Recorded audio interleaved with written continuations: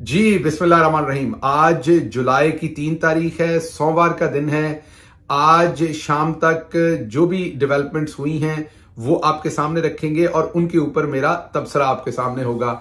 आज जो एक मेजर डेवलपमेंट हुई है वो है जो former prime minister Imran Khan ने एक 3 पेजेस लंबी एप्लीकेशन इस्लामाबाद हाई कोर्ट में जमा करवाई है।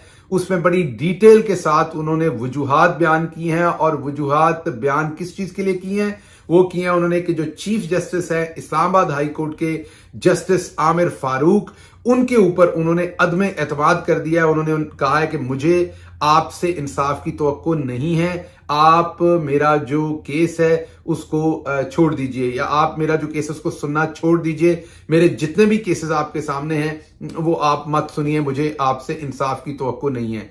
पूरी डिटेल आपके सामने रखेंगे कि इमरान खान ने ऐसा क्यों फैसला किया, इमरान खान के क्या खदशात हैं। इन जो मोअज़्ज़ज़ जस्टिस साहब हैं इन्होंने मेरे केस में मेरे साथ क्या किया था, या सारी जो एक बैकग्राउंड है वो सारी आपके सामने रखेंगे पाकिस्तान तहरीक इंसाफ के डिफरेंट केसेस की। उसके बाद इमरान खान साहब का एक क्या कल तो 15 केसेस हैं। दूसरी डिस्कशन आपके साथ ये करेंगे कि कल टोटल कितने केसेस हैं। वो 15 केसेस हैं, वो किस नवीयत के केसेस हैं और उनमें क्या कल इमरान खान साहब को गिरफ्तार करने का मजमूम मकसूद जो मंसूबा है वो बना लिया गया है या उसमें अभी कुछ देर है। ये डेवलपमेंट आपके सामने रखेंगे। फिर कुछ और डेवलपमेंट्स हैं जो करंट पॉलिटिकल लैंडस्केप पर हो रही हैं नवाज शरीफ और जरदारी साहब के माबैन, उनके बारे में थोड़ी सी बात करेंगे। पहली डेवलपमेंट के ऊपर आते हैं जो कल मैंने आपकी खिदमत में अर्ज किया कि कल सुबह इमरान खान साहब के बहुत सारे 15 के करीब केसेस सुने जा रहे हैं। लेकिन उससे पहले जो आज बॉम्ब शेल की तरह हिट हुआ एक पूरी मार्केट के अंदर चीज, वो था former prime minister Imran Khan का एक वाजे जो है वो स्टांस इस्लामाबाद हाई कोर्ट के जो चीफ जस्टिस आमिर फारूक हैं उनके बारे में। उन्होंने उनको कहा है कि आप बाइस्ड हैं, आपसे मुझे इंसाफ की तवक्को नहीं है और आप मेरे केसेस सुनना बंद कर दें। ये उन्होंने उसमें क्या वजूहात क्या दी, उसमें 3-4 वजह हैं जो मैं आपको बता देता हूं। सबसे पहले तो आपको याद होगा कि जब इमरान खान साहब को मई के महीने में गिरफ्तार किया गया था, आप याद कीजिए वो दिन,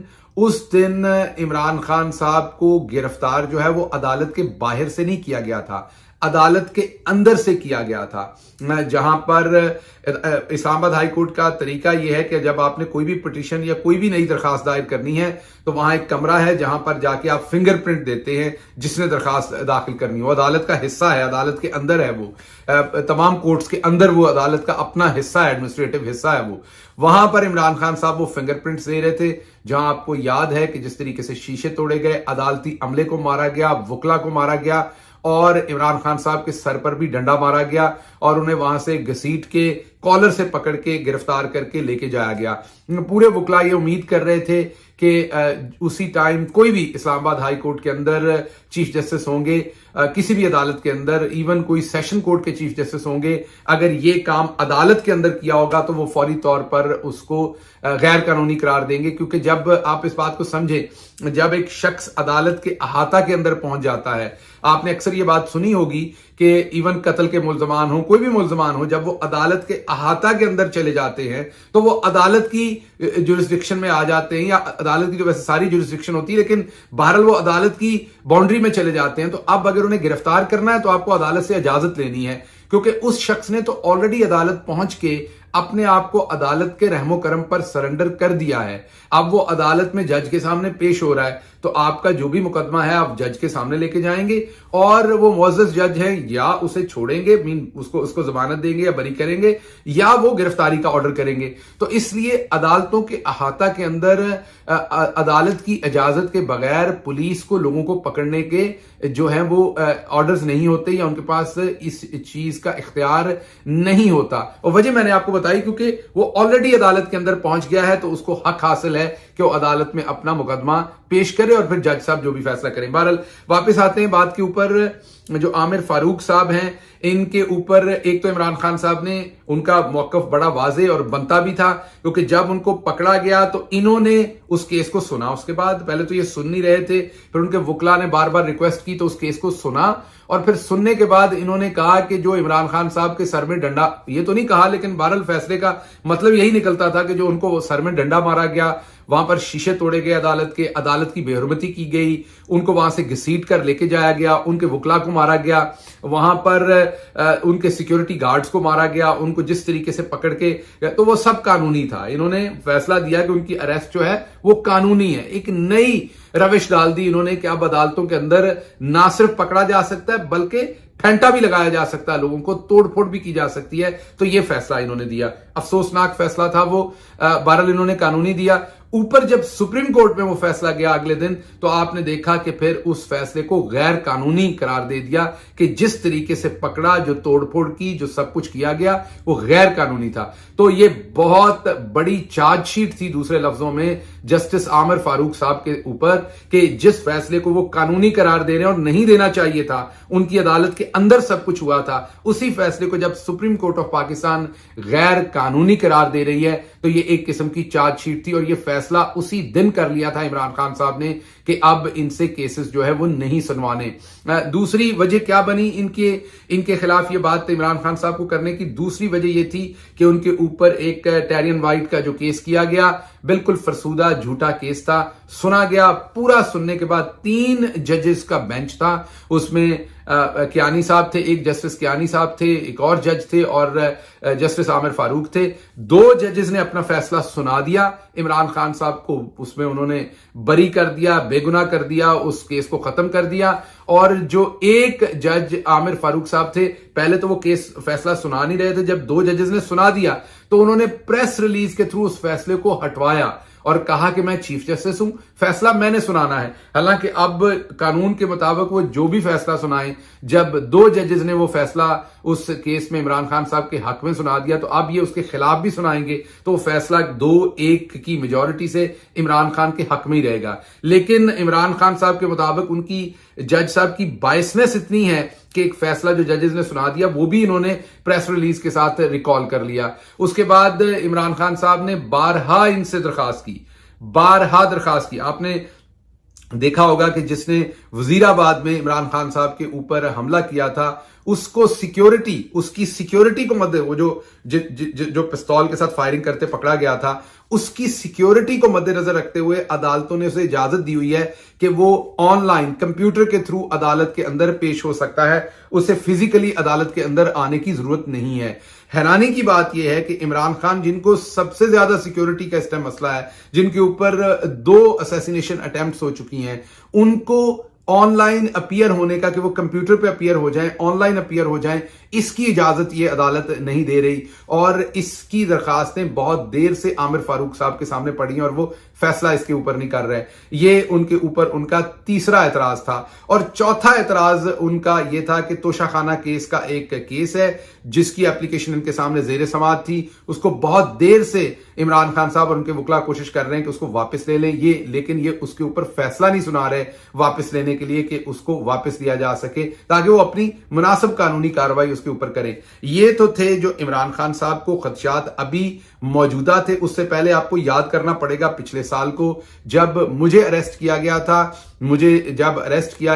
उसमें जो फिजिकल रिमांड, जिस्मानी रिमांड मांगा जाता है, जिसमें पुलिस, असल में तो आपको पता है कि पुलिस ने क्या करना होता है, बहरहाल पुलिस बेचारी का इसमें क्या लेना देना होता है, लेकिन बहरहाल जिसमें पुलिस जो है वो आपका जिस्मानी रिमांड मांगती है और कहती है कि हमने इन्वेस्टिगेट करना है, हमने इससे आला कत्ल पकड़ना है, अगर कत्ल का मुजरिम है, अगर उसने चोरी की है तो उसे चोरी का सामान रिकवर करना है, अगर कोई और जुर्म है तो उससे वो रिकवरीज करनी है। अब जो मेरे पे केस था वो एक बयान देने का था कि मैंने टेलीविजन पर एक बयान दिया जिससे बगावत कर दी, गद्दारी कर दी, तो मेरे केस में उन्होंने फिजिकल रिमांड मांगा था। जब वो फिजिकल रिमांड मांगा तो रिमांड देना मजिस्ट्रेट का इस्तेहकाक होता है, रिमांड कभी भी कोई और जज ऊपर का नहीं दे सकता, वो इस्तेहकाक ही मजिस्ट्रेट का है। तो रिमांड मजिस्ट्रेट ने एक रिमांड उनको दिया जिस्मानी, और दूसरी दफा जब वो मुझे लेके गए तो उन्होंने कहा कि आपने जो रिमांड लिया था उसमें आपने क्या बरामद किया, और आगे आपने ये तो बयान देने का मामला है, कोई कत्ल का मुकदमा नहीं है, कोई चोरी का मुकदमा नहीं है, डाके का नहीं है, इन्होंने बयान दिया टेलीविजन पर, फुटेज आपके पास है, तो आपने इनसे क्या बरामद करना है, वो बयान आपके सामने, उसके ऊपर आप केस चला लें। तो उन्होंने कानून के तकाजों को पूरे करते हुए मजिस्ट्रेट साहब ने मेरा रिमांड नहीं दिया। उसके ऊपर मुझे जेल भेजा जाना था। जब आप जेल चले जाते हैं तो फिर आपकी जमानत हो सकती है। बुनियादी तौर पर जमानत रखवाने के लिए रिमांड लंबे लिए जाते हैं। तो अब या आपको फेंटा लगाने के लिए लंबे रिमांड लिए जाते हैं, तशद्दुद करने के लिए। दो ऑब्जेक्टिव होते हैं। तो मेरा रिमांड जो है वो लेना चाहता, क्योंकि अभी मुझे जो मेरे पे तशद्दुद था वो करके दिल भरा नहीं था। तो मुझे बजाय जेल भेजने के खिलाफ कानून कचहरी में सारा दिन बख्शी खाने के अंदर रखा गया और एक जल्दी जल्दी दरखास्त तैयार की गई और मजिस्ट्रेट साहब के ऊपर जो सेशन जज थे, एडिशनल सेशन जज, उनकी अदालत में रिव्यू फाइल किया गया। ये याद रखिएगा, ये अपनी नवीयत का बहुत ही अनोखा वाकया था। अमूमी तौर पर पाकिस्तान की तारीख में ऐसा नहीं है। अब जब भी ये वाकया दोहराया जाएगा तो मेरे केस का हवाला दिया जाएगा, क्योंकि वो अपनी नवीयत का वाहिद वाकया है जो सुप्रीम कोर्ट तक पहुंचा हुआ है। नॉर्मली जब मजिस्ट्रेट आपको जुडिशियल कर दें, जेल भेज दें, तो इस तरीके से रिव्यू फाइल नहीं किए जाते। बहरहाल अनोखा काम हो रहा था तो अनोखे ही काम बनने थे। तो उस वक्त जज साहब ने, जो एडिशनल सेशन जज थे, उन्होंने वो एप्लीकेशन सुनी और उन्होंने कहा कि ये बिल्कुल कानून के मुताबिक आपकी एप्लीकेशन नहीं है। जो सरकारी एप्लीकेशन थी कि मुझे वापस रिमांड पे दिया जाए। उन्होंने कहा क्योंकि जो नीचे मजिस्ट्रेट साहब ने कहा था क्योंकि तशद्दुद के इल्जामात हैं, इन तमाम सिचुएशंस के अंदर रिमांड नहीं दिया जा सकता और आपने बरामद भी कुछ नहीं करना है। तो एडिशनल सेशन जज साहब ने भी वही फैसला मेंटेन रखा। अब आप बार बार कहते हैं जजेस स्टैंड नहीं लेते, कानून पे खड़े नहीं होते, इंसाफ नहीं देते। अब आप गौर करें तो मुश्किल तरीन हालात में इन दोनों जजेस ने कानून के मुताबिक तगड़ा स्टैंड लिया। कानून के मुताबिक उन्होंने कानून के मुताबिक एक ऐसा फैसला दिया जो कोई एक्सपेक्ट नहीं कर रहा था। मैं भी नहीं कर रहा था, आपको सच बता रहा हूं। कोई एक्सपेक्ट नहीं कर रहा था। जिस तरह से उस टाइम जितना प्रेशर था, जहां से प्रेशर था, आप सबको पता है। कोई एक्सपेक्ट नहीं कर रहा था कि वो दोनों जजेस खड़े होंगे, लेकिन वो दोनों जजेस खड़े हुए। एक मजिस्ट्रेट थे और एक एडिशनल सेशन जज थे। और उनके पीछे उनके बॉस कौन थे? उनके बॉस जस्टिस आमिर फारूक थे, इस्लामाबाद हाई कोर्ट के जो चीफ जस्टिस होते हैं। उनके पीछे उन्होंने खड़े होना था। और जब वो फिर पिटीशन ऊपर चीफ जस्टिस के पास लेके गए तो उन्होंने, आपको याद होगा, वो जो मशहूर जमाना उन्होंने फैसला किया था कि हां, शहबाज गिल को निकालें दोबारा और दें उनके पास, ताकि अगर वो पहले तशद्दुद कर रहे हैं तो फिर दोबारा कर लें तशद्दुद, कोई कसर रह ना जाए। तो आपको याद होगा कि मुझे जो जेल से निकाल के वापस फिर कस्टडी में दिया गया था और जिसमें इख्तियार आमिर फारूक साहब ने वापस उस जज को भेजने को जिसने पहले फैसला किया था, एडिशनल सेशन जज ने, तो उन्होंने जज ज़ेबा बख्तियार साहबा के पास, वो ज़ेबा चौधरी साहबा के साथ, मैंने पहले गलत नाम ले लिया, तो जो जस्टिस ज़ेबा चौधरी, जस्टिस नहीं है, जज ज़ेबा चौधरी जो हैं, उनके सामने वो मेरा जो केस है वो वापस भेज दिया था। और फिर ज़ेबा चौधरी साहबा ने फैसला किया था कि हां, रिमांड देना चाहिए। और जब मुझे मजिस्ट्रेट के सामने पेश किया गया तो मजिस्ट्रेट ने कहा कि कानून के मुताबिक मैं अब कोई और फैसला नहीं कर सकता, मेरे हाथ तो बांध दिए हैं। मुझे तो ज़ेबा चौधरी साहबा का, जो मेरी सीनियर है, मेरे से ऊपर है, एडिशनल सेशन जज हैं, ये उनके अल्फाज थे जो मैंने खुद अदालत में सुने थे। उन्होंने कहा कि अब मैं अपनी मंतक तो अप्लाई नहीं कर सकता कि मैंने आपका रिमांड देना है कि नहीं, आपका रिमांड कानूनी तौर पर बनता है कि नहीं बनता। ये मेरे अब इस्तेहकाक में नहीं रह गया कि मैं इसका फैसला करूं, क्योंकि मेरे हाथ बांध दिए हैं, मेरे पास कोई स्पेस नहीं है। जो जज ज़ेबा चौधरी साहबा हैं, उनका फैसला अब इंप्लीमेंट करना पड़ेगा। तो फिर मेरा रिमांड दोबारा दिया गया और फिर जो कुछ हुआ वो आपके सामने है। तो ये कहानी वहां से चली हुई थी, आज नई कहानी नहीं है। ये जो ऑनरेबल, हम क्योंकि जजेस का एहतराम करते हैं, जस्टिस आमिर फारूक साहब का भी एहतराम करते हैं, तो ये जस्टिस आमिर फारूक साहब का जो वाकया है ये वहां से चलता हुआ अब इमरान खान साहब के पास है। दूसरी जो इसके अंदर इंपॉर्टेंट डेवलपमेंट है वो है जो उनके कल 15 केसेस हैं, उनमें से 9 मई के जो 9 मई के अंदर हमले करवाए गए, फसादात थे, वो इमरान खान और पार्टी की सीनियर लीडरशिप ने करवाए। वो जज हैं सिपरा साहब, उनके सामने वो लगा हुआ है केस। और वो जो केस है उसमें सिपरा साहब जो हैं वो ऑलरेडी असद उमर साहब और शाह महमूद कुरैशी साहब की जमानतें खारिज कर चुके हैं। आपने देखा था कि फिर उन दोनों अकाबरीन को वहां जाना पड़ा पेशावर में और वहां से अपनी एक जमानत लेनी पड़ी और फिर आकर इस्लामाबाद हाई कोर्ट से अपनी जमानत लेनी पड़ी। अब जो सिपरा साहब ने जमानत खारिज की थी, इसकी भी किसी को समझ नहीं आई थी, क्योंकि अदालत के अंदर सरकारी वकील कह रहा है कि हमें असद उमर साहब मतलूब नहीं है, हमारे ये अब मुल्जिम नहीं है, या हमें ये मतलूब नहीं है, ये हमें उसमें इन्वॉल्व नहीं पाए गए। उसके बावजूद जज साहब ने उनकी जमानत खारिज की। मुझे नहीं पता, शायद कोई कानूनी नुक्ता हो या कोई टीवी इंटरव्यू का नुक्ता हो जो असद उमर साहब ने दिया हो। तो बहरहाल उनकी जमानत खारिज हुई और सिप्रा साहब जो है वो बहुत मोहतरम जज है। आप सबको ये पता होना चाहिए कि जिन्होंने मेरा शनाख्ती कार्ड को खत्म करने का फैसला दिया है और कानून के मुताबिक बहुत सारे काम उन्होंने बहुत देर के बाद वो कर सकते थे, जैसे कि मेरी प्रॉपर्टी अटैच करना, दूसरी चीजें, वो भी उन्होंने पहली पेशी पर ही सारा फैसला कर दिया। उसके ऊपर कभी बाद में बात करेंगे, वो मेरा केस है तो उसके ऊपर अलग से बात करेंगे। लेकिन मैं आपको सिर्फ ये बताना चाहता हूं कि सिप्रा साहब वही जज हैं जो मेरे केसेस में भी मेरे ट्रायल के ऊपर, जो मेरे ऊपर बगावत और गद्दारी का है, जिसको वो सुन रहे हैं।